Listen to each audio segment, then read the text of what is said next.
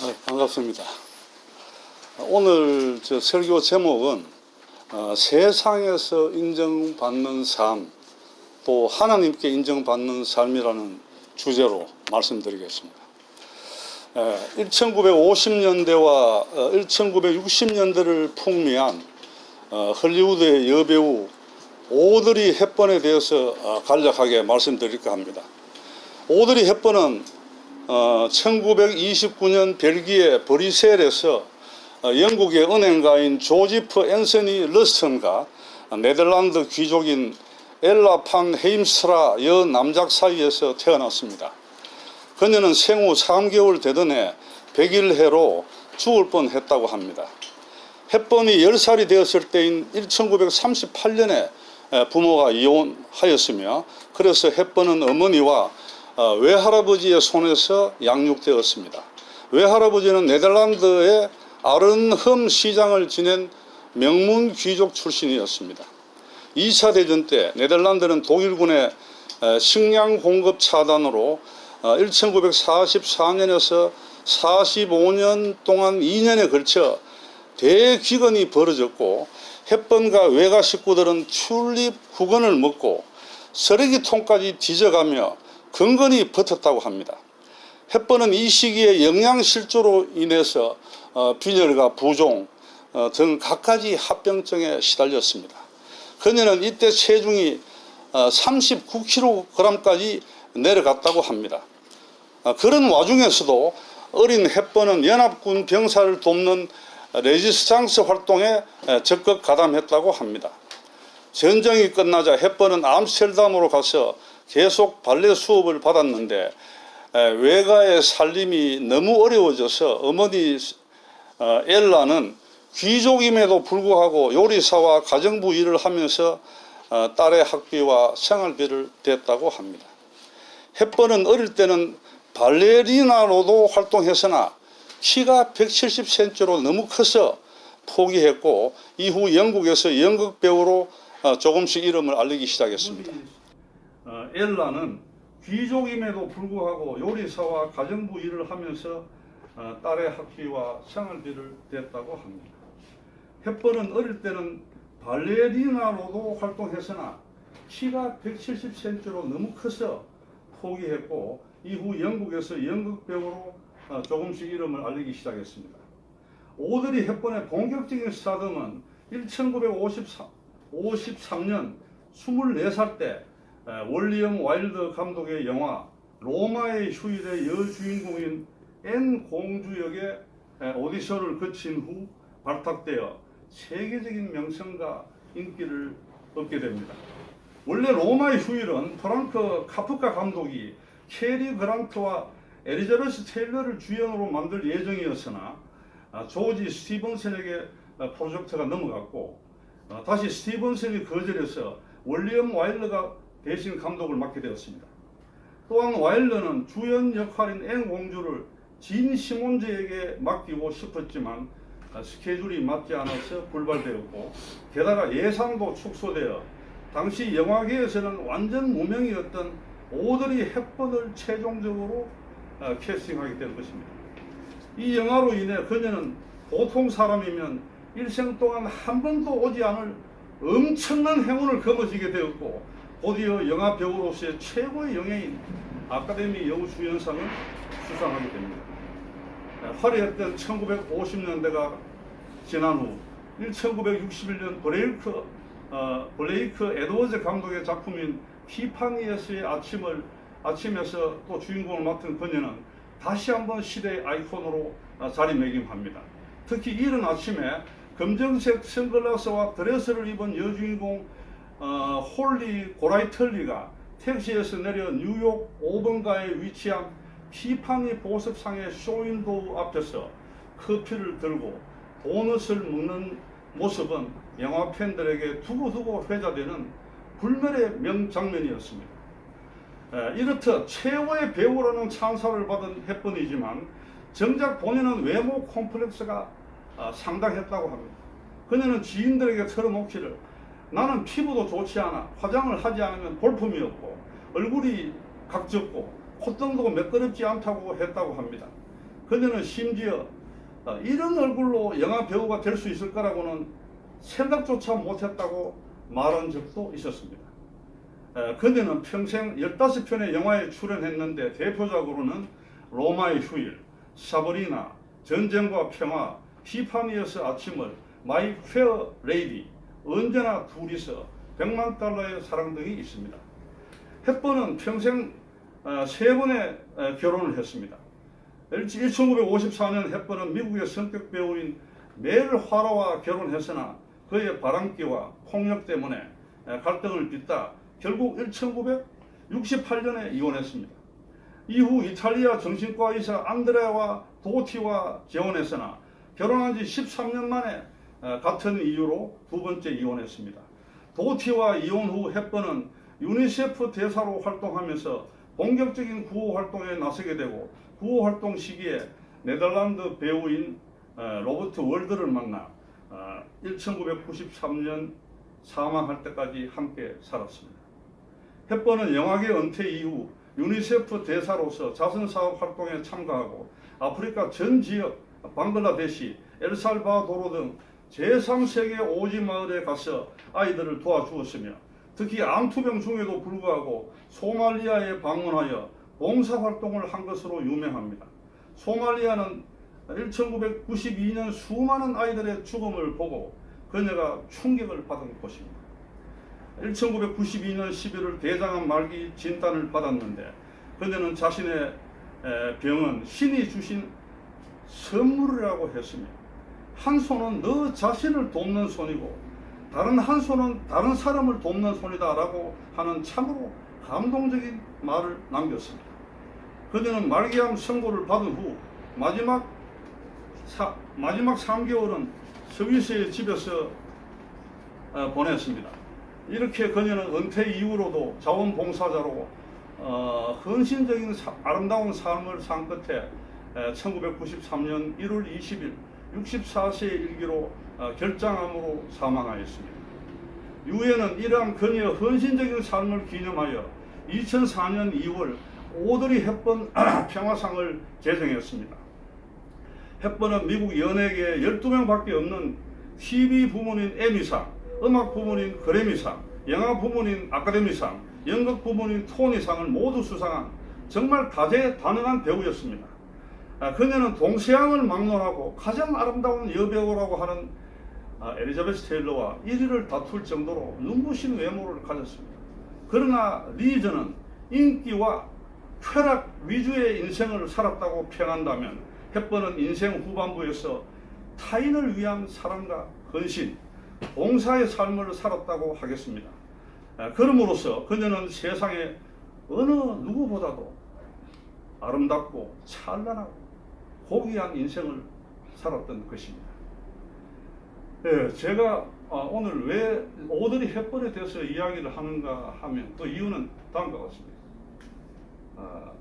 그녀가 이 세상에 살 때 그 너무나 화려한 그 명성, 또 재물 많이 모았고, 그 다음에 또 권력, 영화계의 권력, 배우로서의 권력, 그 다음에 또 쾌락이 이루 말할 수 없었습니다. 그러나 그런 모든 그녀가 가졌던 그런 세상적인 것은 그녀의 죽음과 동시에 정말 물거품처럼 사라졌습니다.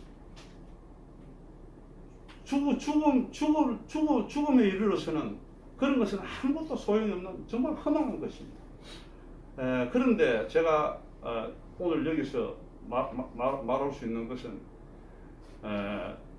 그런 것은 다 세상적인 것 없어져도 한 가지 없어지지 않는 것이 있습니다.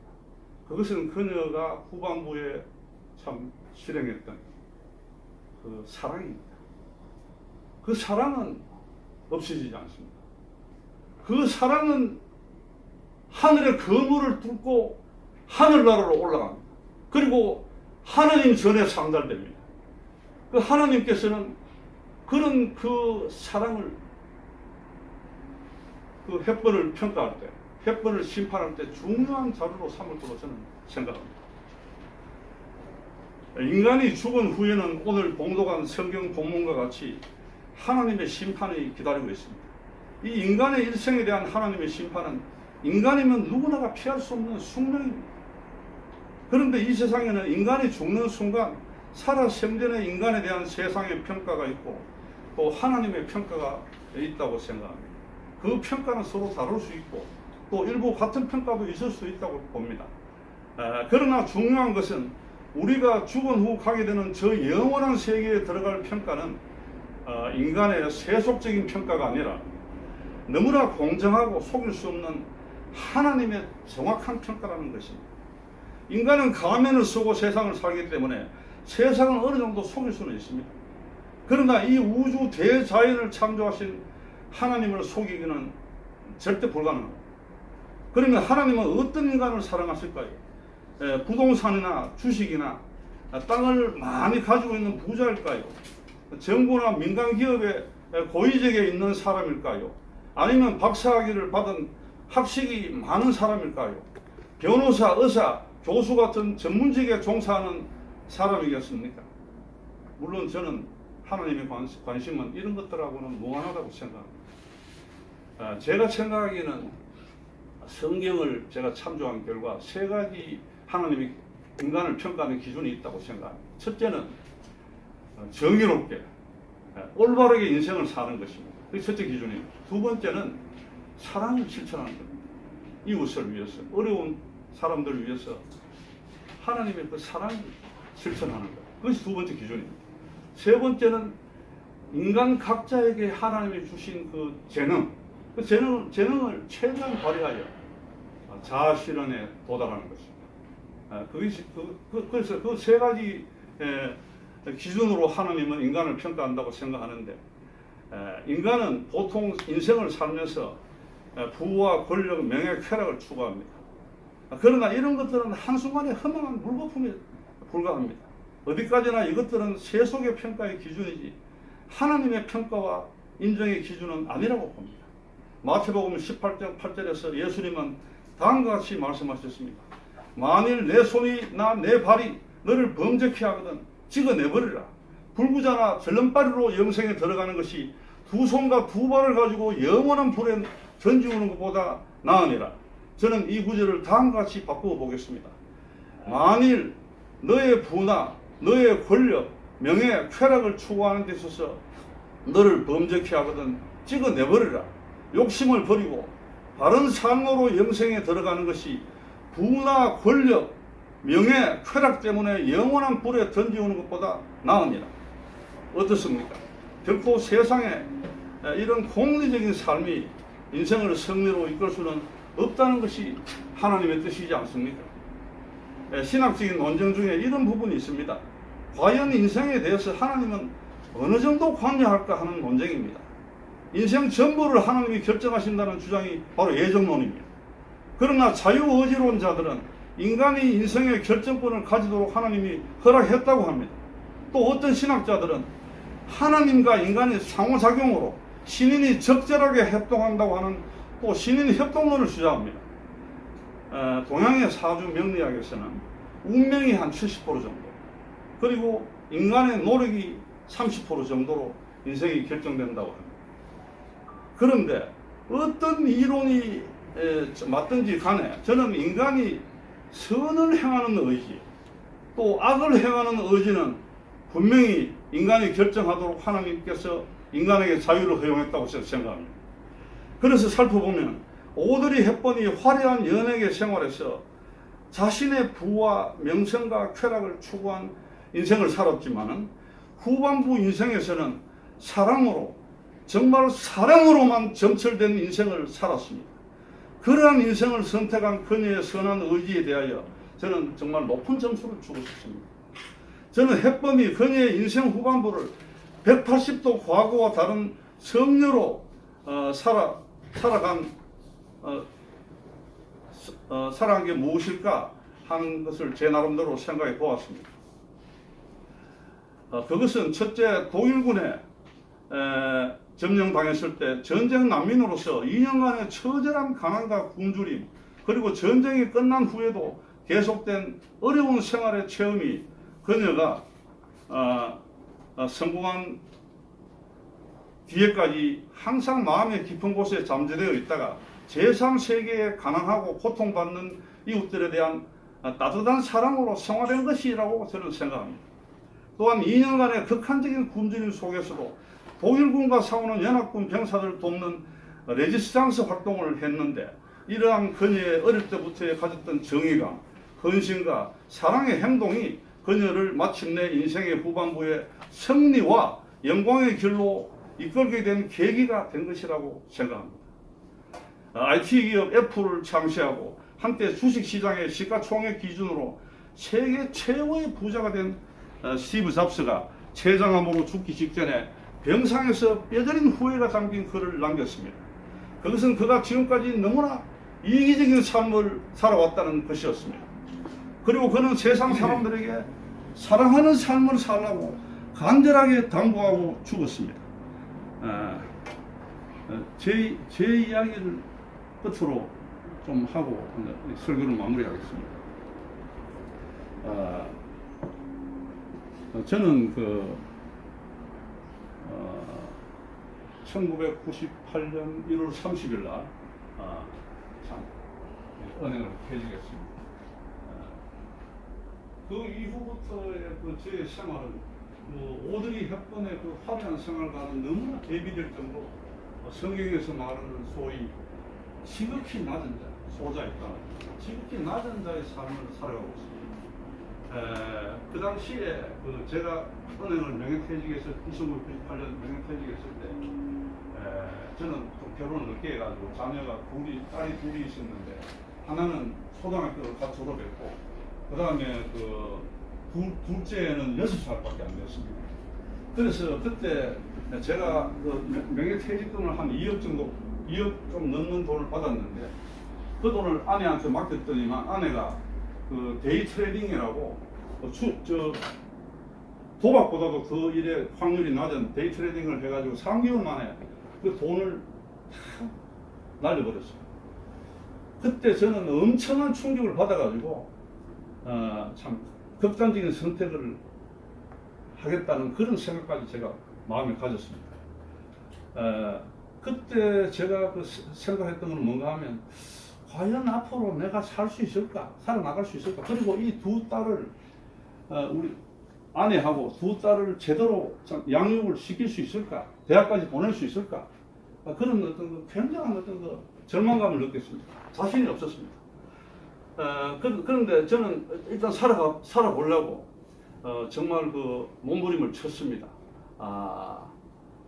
인생의 밑바닥의 직업이란 직업은 안 해본 게 없습니다. 정말 20년 동안, 그 후에 20년 동안 경비원, 또 주차관리원, 또 학교 당직, 병원 당직, 또 막노동도 했고, 또 택배 막노동도 했습니다. 목욕탕 청소도 했고, 심지어는 수원중앙병원에 20층에 정신과 병동이 있는데 거기에 정신과 보호사로도 제가 일했습니다. 그때 분열증 환자한테 제가 맞아 죽을 뻔했습니다. 갑자기 기습적으로 저를 둔기로 치는 바람에 다행히 하나님 도와주셔서 피해서 살았는데, 하여튼 죽을 고비도 많이 넘겼죠. 제가 20년 동안에. 그런데 이상하게 참 기적이 일어났습니다. 자녀가 다 대학 다 졸업했습니다. 하나는 미국에 유학 갔으니까 엄청나게 힘들었죠. 제가 뒷바라지 하느라고. 근데 다 미국에서도 일리노이 주립대학 졸업하고, 큰 딸은 둘째 딸도 또 대학 졸업하고, 지금 둘 다 직장을 가지고 있습니다. 정말 그 과거를 돌이켜보면 이게 기적이 아니고 뭔가 이렇게 생각이 들었습니다. 정말 자신이 도저히 출발선상에서 자신이 없었는데 20년이 지난 지금 이르러서 어떻게 그런 기적이 일어났는지. 근데 저는 그 기적이 아니라고 봅니다. 기적이 아니고 정말 하나님께서 제 인생에 개입하셔가지고 예수님이 말씀하셨듯이 멍에를, 내가 가진 인생의 멍에를 내가 진 게 아니고 예수님이 짊어지시고 나를 지금까지 이끌어 오셔 인도하셨다고 저는 생각합니다. 그렇지 않으면 설명할 수가 없습니다. 도저히 저는 이거는 합리적인 방법으로 저는 설명할 수 없었는데, 하여튼 이렇게 오늘 이르렀습니다.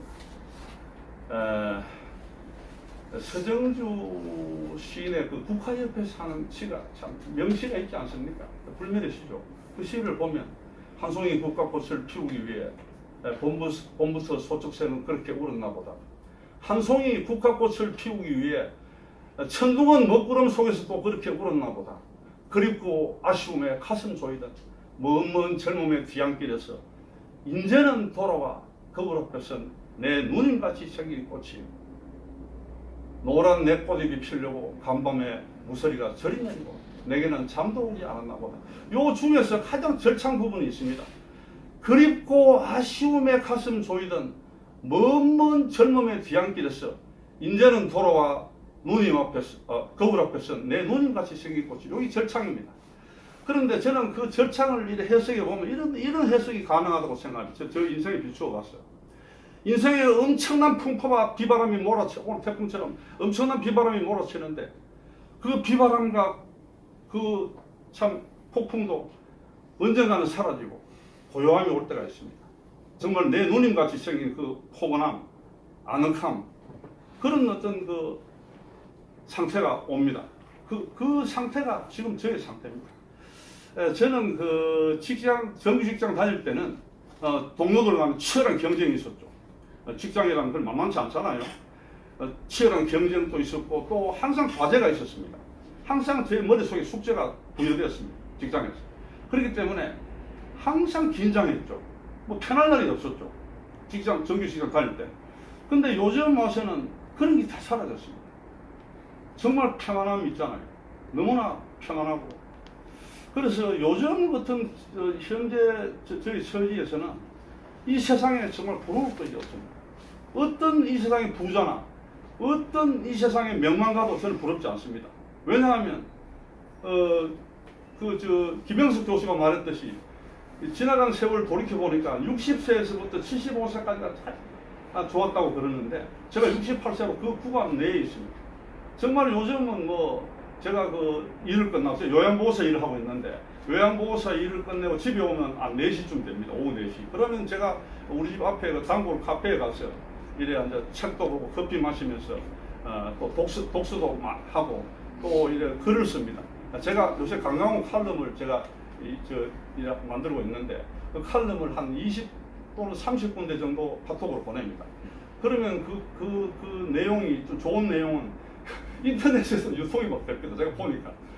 그래서 제 칼럼을 기다리는 사람이 많습니다. 요즘 와서. 그러니까 이틀이나 3일에 한 번씩 칼럼을 쓰고 있는데 점점 제 문장 실력이 발전해 간다고 그렇게 사람들은 평을 해줍니다. 그래서 제 요즘 생활은 정말 하나님께서 축복해 주는 삶, 저에게 말할 수 없는 평안, 이 세상이 주는 평안이 아니라 요한복음에서 말했듯이 세상이 주는 평안이 아니라 천국에서 주는 평안이 있잖아요. 그 평안이 저를 물듯이 넘치고 있습니다. 정말 평안하고 기쁨이 넘칩니다. 그래서 앞으로 지금뿐만 아니라 앞으로 제가 세상 끝날 때까지 하나님께서 이런 기쁨과 이 평안을 저한테 공급해 주실 거로 저는 믿어 의심치 않습니다. 아멘. 잠깐 기도드리겠습니다. 존귀하신 아버지 하나님, 오늘 이 시간 저희들을 축복하시사 남은 인생 동안 세상의 인정이 아니라 하나님의 평가와 인정을 받는 삶을 살아나가는 우리 모두가 되게 하여 주시옵소서. 예수 그리스도의 귀하신 이름 받들어 기도드리옵나이다. 아멘.